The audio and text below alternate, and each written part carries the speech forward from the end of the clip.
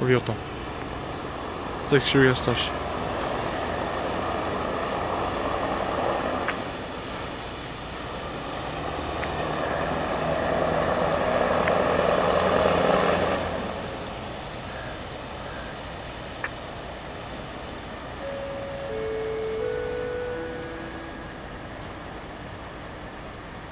SJ snabbtåg 565 mot Gävle, Uppsala, Stockholm med avgångstid 08:17 inkommer strax till spår 2.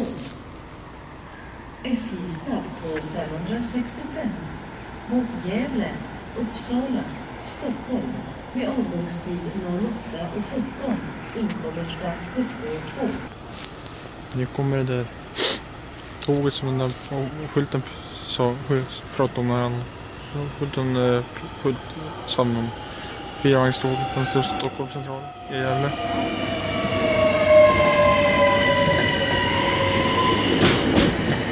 Dunsar in på stationen.